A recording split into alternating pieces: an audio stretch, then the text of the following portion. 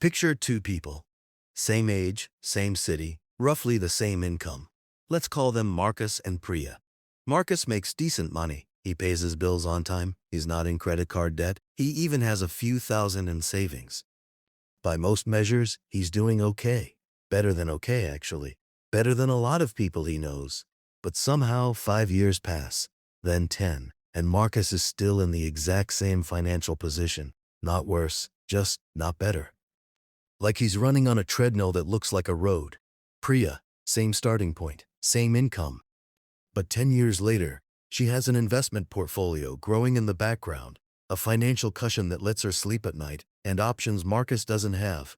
Not because she earned more, not because she got lucky, but because she crossed something Marcus never did. There's a specific phase of financial life that almost nobody talks about. It doesn't have a famous name. It's not sexy enough for a headline.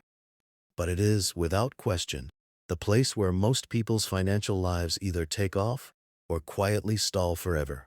It's called the financial transition zone. And if you've ever felt like you're doing everything right but going nowhere financially, there's a very good chance you're stuck in it right now. Here's the story most of us grew up with about money. Step 1. Get a good job. Step 2. Earn a good salary. Step 3. Spend reasonably and save what's left. Step 4. Somehow, eventually, retire comfortably. It sounds logical. And for a generation where company pensions existed and the cost of living was manageable, it kind of worked. But for most people in their 20s and 30s today, something in that equation is broken, and they can feel it, even if they can't name it. They're earning. They're not blowing money on ridiculous things. They're technically saving. But real wealth, the kind that builds and compounds and creates options, never seems to arrive. The savings account grows slowly. Life expenses seem to keep pace with income. And the idea of financial independence starts to feel like a destination that keeps moving further away the closer you try to get to it. This isn't a discipline problem. It's not a willpower problem. It's a phase problem, a transition problem. And most financial advice skips right over it. So let's actually define what the financial transition zone is. Think of personal finance as having 3 broad stages. Stage 1 is survival mode. This is where money is genuinely tight. You're covering basics, managing debt, trying not to fall behind. Every dollar has an urgent job. There's no room to think long-term because the short-term demands everything. Stage 3 is what most people dream about, momentum mode. Your investments are growing. Your money is working. Wealth is compounding. You have a buffer between you and financial stress. Life doesn't feel like a financial emergency waiting to happen. The financial transition zone is stage 2. The messy, confusing middle ground between just getting by and actually building something. And here's what makes it so tricky. On the surface, things look fine. You're not in stage 1 anymore. You've stabilized. The crisis is over. But you haven't made the leap into stage 3 either.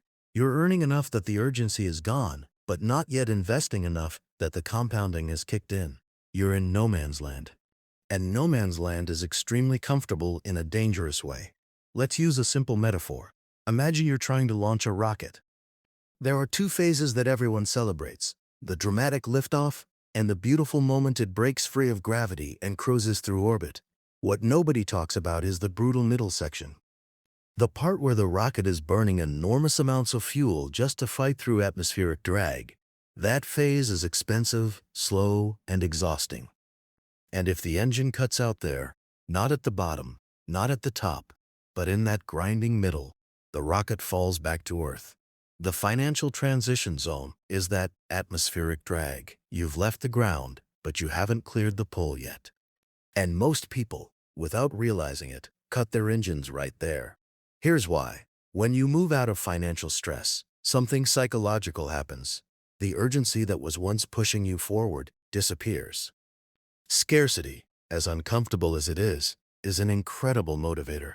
It forces decisions. It creates focus. When survival is on the line, you pay attention. But the moment you stabilize, the moment there's a little breathing room, the brain relaxes. The threat signal goes quiet.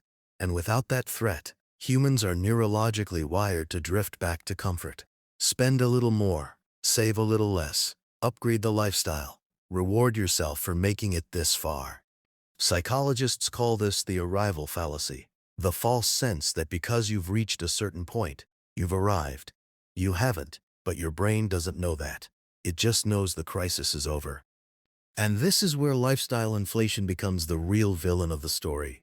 Lifestyle inflation is so normal that most people don't even see it happening.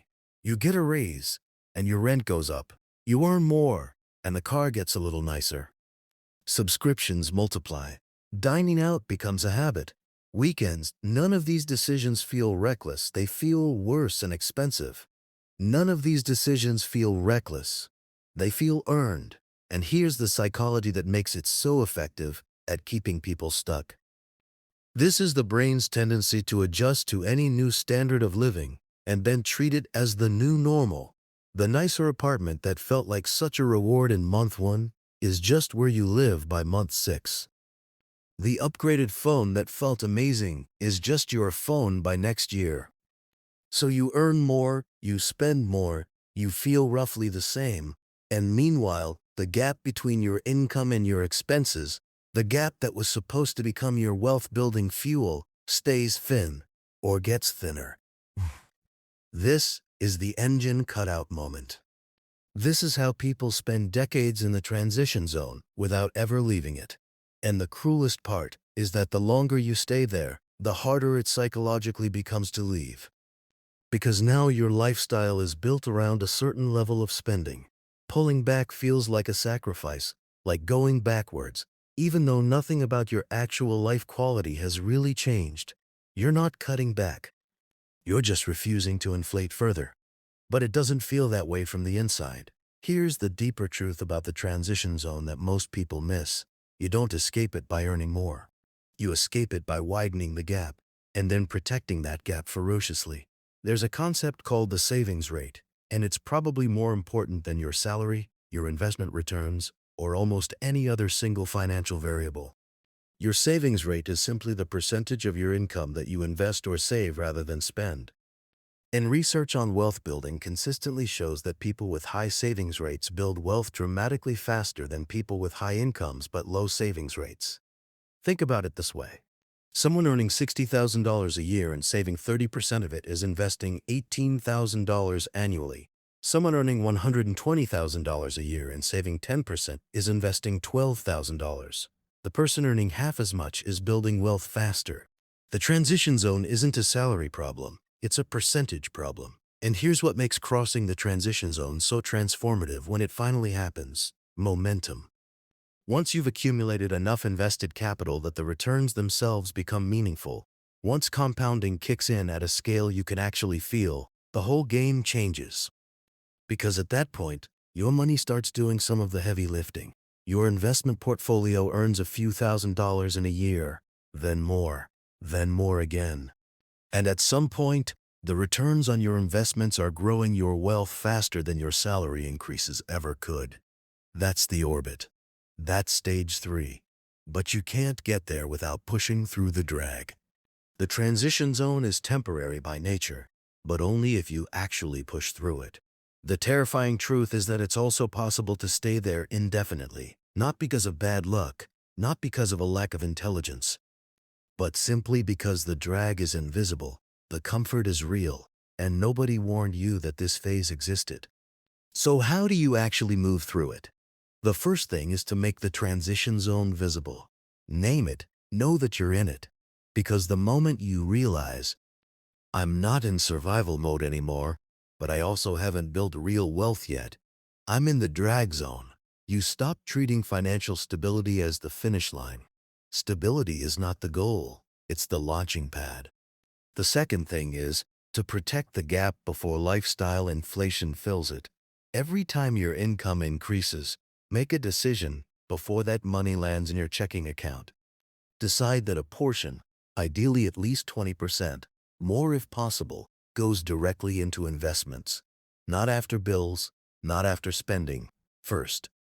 This is the pay yourself first principle, and it works not because it's clever, but because it removes the decision from the moment of temptation. The third thing is to understand that the transition zone feels longer than it is. The early stages of compounding are slow. You invest for a year and the returns feel underwhelming. You invest for 3 years and it still feels abstract. But somewhere between years 5 and 10, depending on how much you're putting in, the compounding starts to become undeniable. The numbers start doing things that feel surprising. And then they become the new engine, one that runs whether you're working or not.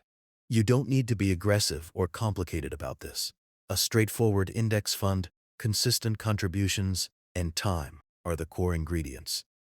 The complexity isn't what builds wealth. The consistency is. And finally, resist the comparison that keeps you comfortable. The transition zone is easy to ignore because you look around and most people you know seem to be in it too. Normal feels fine, but financial normalcy in our culture means working until 65, not knowing how much you'll have, and hoping it's enough. That's not a destination worth protecting. Marcus is still doing okay. By every visible measure, he's fine. And that's exactly the problem. Fine is the most seductive trap in personal finance. It doesn't feel like failure. It doesn't hurt. It just quietly costs you years. Priya didn't have a secret. She didn't earn more, or work harder, or find some investment nobody else knew about. She just recognized the zone for what it was. A drag phase, not a destination. And she kept pushing through it when every comfortable instinct told her she'd already arrived. The financial transition zone isn't a life sentence. It's a phase. But only for the people who know it exists. Now you do. The question is what you do next, and more importantly, what you refuse to let lifestyle inflation quietly answer for you.